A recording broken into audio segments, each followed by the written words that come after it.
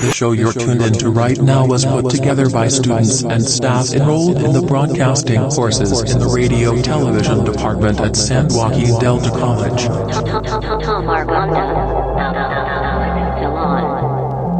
Thanks for listening and supporting college radio. The candy-colored clown they call the Sandman tiptoes to my room every night, just to screw the stars and to whisper, go to sleep, everything is alright.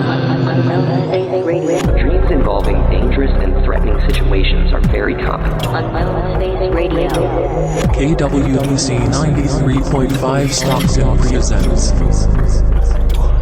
Unknown Space Radio. We dream to fulfill our wishes. We dream to remember. We dream to forget. We dream to keep our brains working.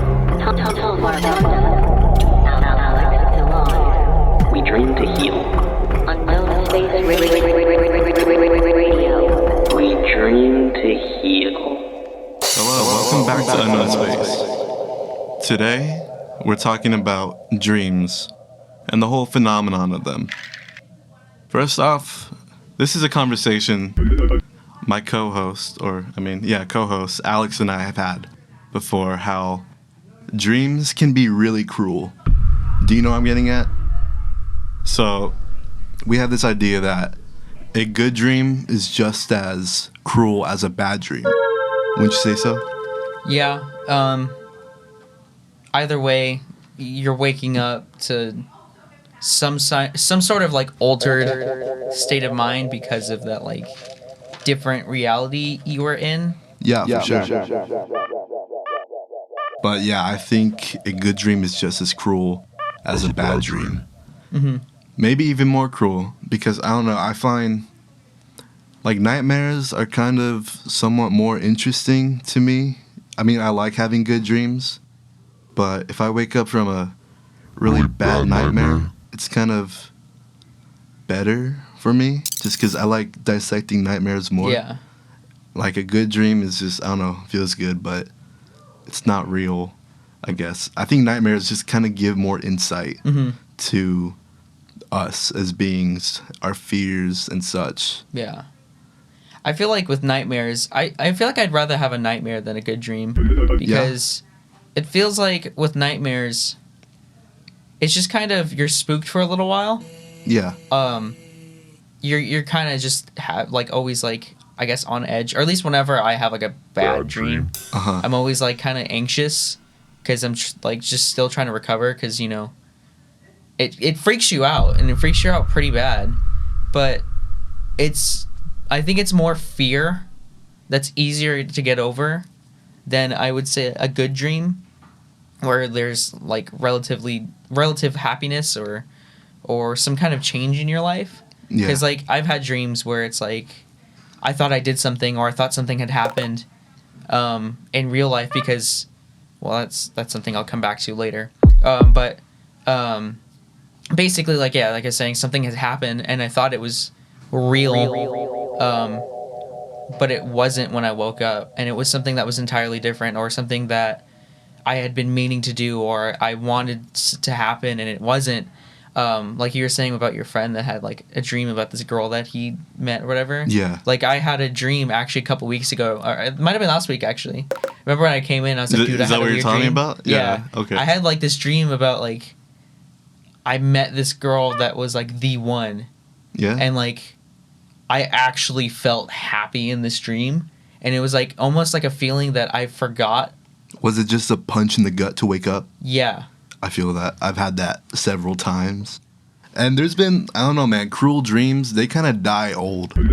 Because when I wake up from a really good dream, I'll carry that through the rest of the day. Yeah. And it like, I don't know, I'm not going to say it haunts me, because it's like, it's a good feeling, but at the same time, it's kind of harsh, because, yeah, that's not the reality I'm living in. That's not to like trash my entire life. But I mean, the reality that I'm waking up from, they're really cool. Yeah. Like, not that I'm not trashing my life. I don't know. I suppose I enjoy my life. But typically, our dreams like feel better Yeah. than our real life because it's usually something that Dreams- we want or something that we're missing. I guess I don't know if that's the same thing. No, I get it. They got no rules either. Yeah. So it's like you're doing what you want to do whenever you want to do it. I feel like I can remember, I can remember a good dream a lot longer and more vividly than I can a nightmare. Like if you ask me about, hey, recall a nightmare you had, like I can't.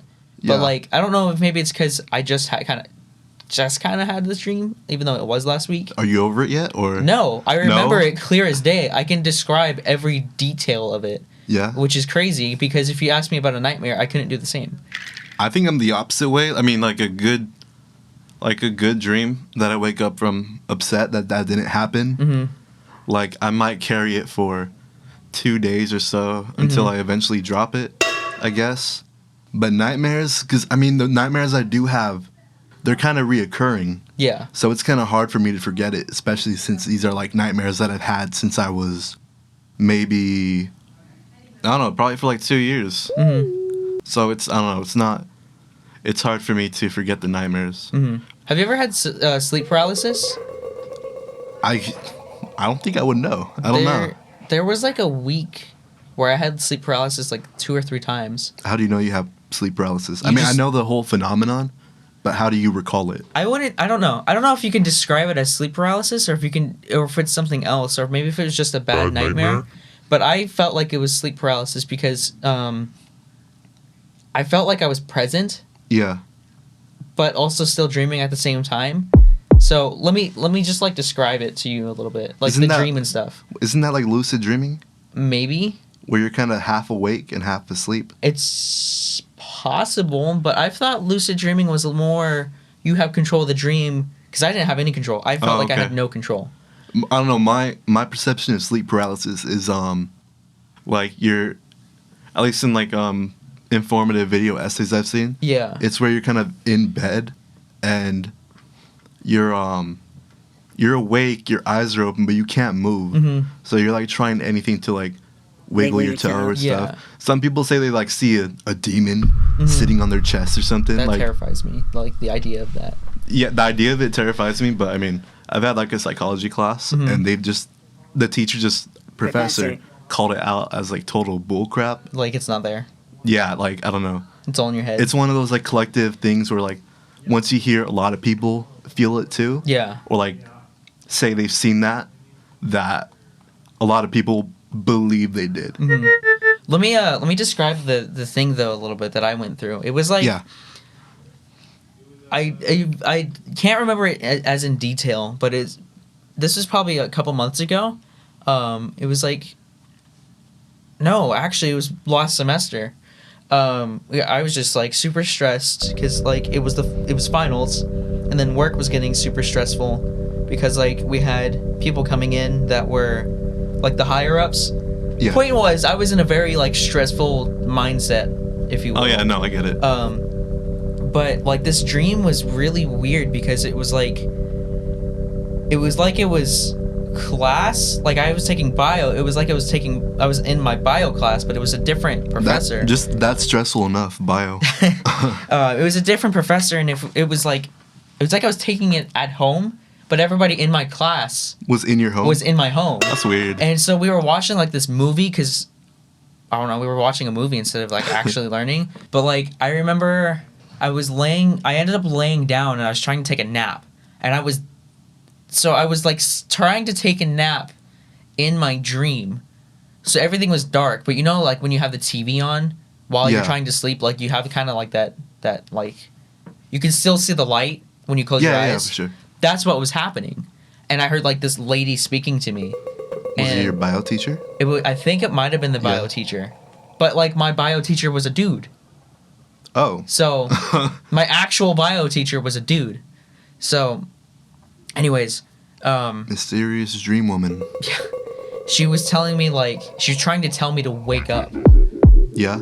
And that kind of started to freak me out because That sounds scary. Just somebody, like you're asleep, you just hear wake up. yeah. Yeah. And so I quote unquote woke up, but I still could tell I was dreaming. I get that. I've had that. That mostly happens to me when I'm taking a nap, where it's kind of half asleep, half awake, but you're also in a dream at the same time. So it just nothing adds up. And then once I actually like woke up, or not, well, when I going back to what I was saying, when I like quote unquote woke up, you know, like horror movies and stuff. Like I was on my mat. I was sleeping normally, right? Where I normally sleep. Sure, yeah. Not in the classroom. Okay. You know, in like horror movies and stuff where they're trying to build like anticipation and anxiety, and you just get that just kind of like rising level of anxiety. Yeah. That's what I was getting, but it felt very real. Like it felt like I was having an actual panic attack, and I couldn't move throughout this entire segment, if you will, of the dream. I couldn't move. My eyes are closed and I couldn't open my eyes. And it felt like there was something just in my face, but I couldn't see it. See, at that point, that sounds like sleep paralysis.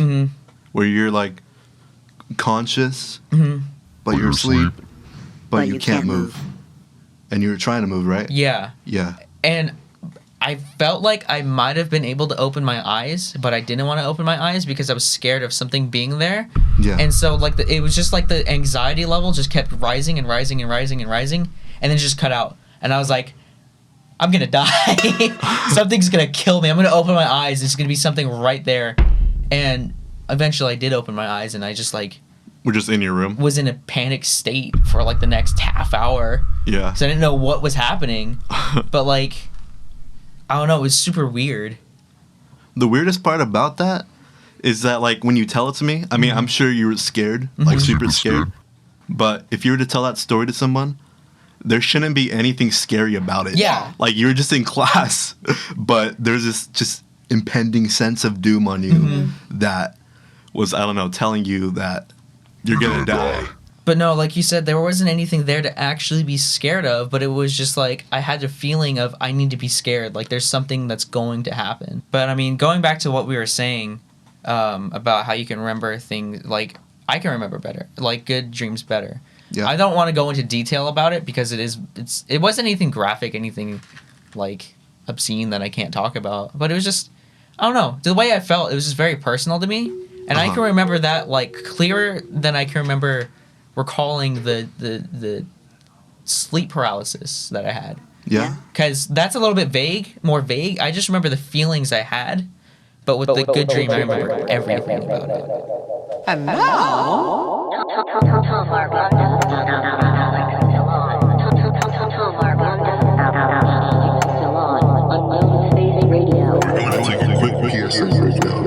In healthcare, misinformation can be as deadly as the most serious disease and spread just as quickly.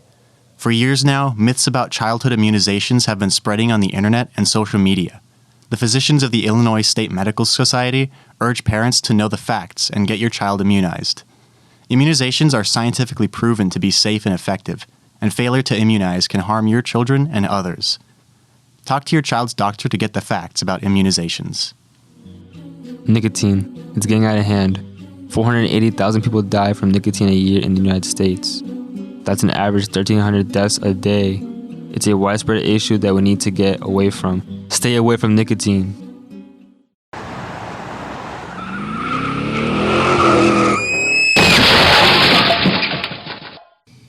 When you drink and drive, it affects everyone. Brought to you by MAD, Mothers Against Drunk Driving.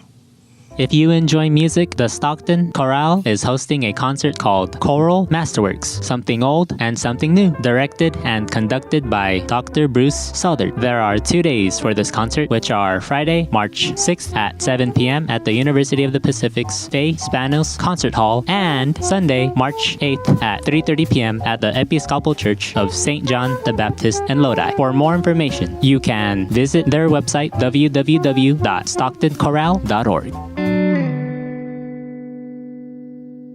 Struggling with mental health? Do you feel inadequate of experiencing a fulfilling and balanced life? SeizeTheAwkward.org offers a relay of resources for you or any individual enduring emotional pain. Your mental health is a priority. for yourself and for the world. To learn more, visit seizetheawkward.org. PSA brought to you by the American Foundation of Suicide Prevention and the Ad Council. And we're back from our PSA break. So just a fair warning, we wanted to give everyone a heads up before we get into this next topic that we will be talking about something that has to do with murder, violation, abuse, and suicide. So just a heads up. Just a quick trigger warning in case. But no, I want to talk about this nightmare that I have. It's a constant reoccurring nightmare too. Mm-hmm. And I think it's kind of significant just because this always happens. Like, I mean, it doesn't... I maybe had it maybe 3 times, which I think that's reoccurring enough for it to be this exact same dream. Mm-hmm. But yeah, I have it all written out right here. I'd say a dream occurring more than once is enough. Well, yeah, I guess so. Because how often do you have the same dream? Yeah, no, I get it. I mean, yeah. Anyways, this is the nightmare that I've had about 3 times now. So I start, and I find myself in a mansion. But, I mean, maybe it's just a big house. I'm not really sure. To me, it's a mansion. Mm-hmm. But already I'm succumbing to fear. The house is covered in taxidermy. What is that? It's, where hunters, they, put their animals up on the wall. Their trophies, I guess. But, yeah, that's, one of my biggest and irrational fear. Believe it or not, I looked it up on the internet. There's a lot of people with that same fear of taxidermy. I can't explain it either. Uh-huh. It's super irrational. I mean, it's not gonna kill me. It's weird because I think I'd rather. Do you just see it and you freak out, or? Yeah, I have a panic attack at that moment. I could stand up against a bison maybe, in a live bison, but as soon as it's on a plaque in a restaurant or something, I'm it just bothers you. Yeah, it bothers me. It's I feel like fainting at that point. Okay. But this mansion, it's covered in taxidermy. And there's no exit. I'm stuck here. And the heads of wild boars, buffalo, and just animals from all over the world, they don't make my stay in that mansion any more comforting. To top off this nightmare, I too am being hunted. And I don't know by who, but there's bullets coming at me. And I'm trying to get away. And this doesn't happen forever because I'm eventually shot in the knee.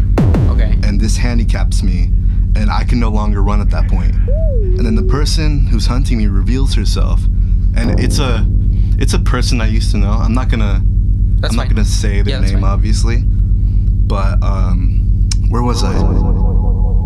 Anyways, I'm in my final moments, and this person pulls a blade out on me.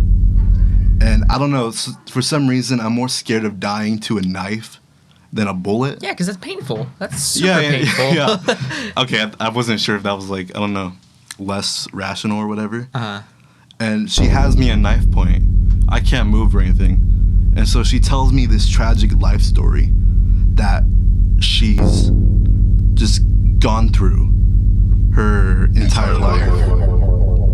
And this tragic life story is not the same as her real life counterpart. At this point, this is fully just a nightmare. Yeah. Oh, okay. So she's starting off with, she was born the same year as I, and from there a promising life began. By 4, her parents had 3 reasons to stay together. One reason for each offspring. I'm already shaking just because this dream, I don't know, not even a dream, nightmare. By 6, her parents had no reasons to stay together. By 7, her mother painted the asphalt red. By 8, she lived with an old man. Wait, really quick. She's saying this, or is this kind of what you gathered? This is what I gathered. Okay. Yeah. By 7, her mother painted the asphalt red. By 8, she lived with an old man. By 9, he made her bleed.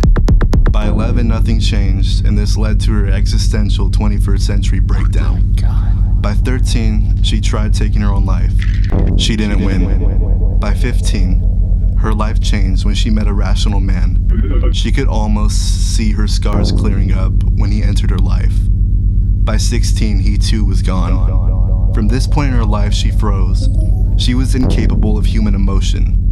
The only thing that separated her from a reptile was her skin, but now even that began to look somewhat reptilian. This reptile phase of her life continued until about 18. There was another rational man that entered her life. The sky was as clear as her skin was clear, until he revealed himself to be no better than the old man she lived with, who constantly made her bleed. Constant nights of violation and abuse was to be her life from there on, until within her, an addiction to blood manifested. This led her to escaping the life. This led her to escaping the life constant misfortune led her to, and instead brought her to this horror of a mansion. I was held at knife point apparently, because to her I kind of looked like the first rational man that entered her life. And I'm not really sure if she like killed me in the end of the dream, but that last bit got me. That I looked like the Yeah, she explained that to me. That she says she's trying to get me, which I'm not sure if that, because I don't recall dying in the dream, but I don't recall living either. Mm-hmm. And where did it end? How did it end? It blinks out right there. You just kind of woke up or wake up? Yeah. At that point, I'm able to like wake myself up. Mm-hmm. But I constantly have that dream, and like the only part I could explain is the taxidermy. That's what I was gonna say. Yeah, I know I'm scared of that, so I know this nightmare is gonna plot against me in that way. But I'm not sure. The rest of it's just, I don't know, it's tragic. Is there anyone in your life that maybe have had like a somewhat of a story like that, or has gone through something like that? Because that's where I'm confused. Who is this girl? Because I'm of course not gonna say people's names. But the original person is. Yeah, I mean, she looks like this person that I was once acquainted with. But the story she's telling me is more like somebody that's very close to me. That I'm not going to say her name at all. But I mean, if you're curious after that, I'll tell you. But it's like she looks like this one girl that I used to know. Mm-hmm. But her story is more relevant to this other person I know. Mm-hmm. I mean, some of it's obviously made up in the dream. Yeah. But a lot of it kind of aligns to that one person I'm thinking about. I wonder if maybe that second person you're thinking about, like I'm kind of just thinking about this right now. I wonder if the reason why it starts with the taxidermy is because it wants whatever your self-conscious is like saying, is it wants you to be at a level of fear that you understand. That you're weird, uncomfortable with. The taxidermy part is like the only part I'm really scared of. Yeah. The rest is just sad. But I think maybe there's like that second person, maybe you, I don't know, neglected them, or you didn't really get a full understanding or something. And so maybe you're trying to like tell yourself like, hey, this is what this person has gone through. Yeah. This is the fear that they had to face. This is therapy because this is actually making sense. Yeah? Yeah. Like, ugh. Yeah. Does that make sense? I think it's maybe a way of like... No, that actually hit me. Yeah. Like you trying to tell yourself or trying to get a grasp of the other person's story with something that's familiar both in the fear and as a face of someone you used to be close with. Wow. Does that make sense? That's, hitting me, bruh. Like, that makes a lot of sense. Mm-hmm. I learned a lot from that.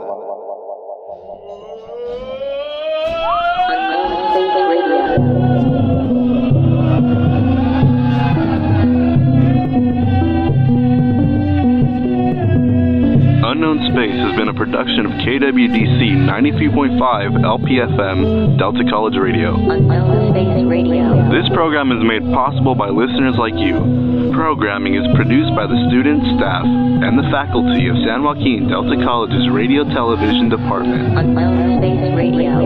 Unknown Space Radio. It is supported by the Delta College Department of Arts, Humanities, and Multimedia, the Career Technical Education and Workforce Development Office, and the state of California. Thank you for listening. My name is Alex. Space Radio. My name is Thomas Urganda. And you are now leaving unknown space. Unknown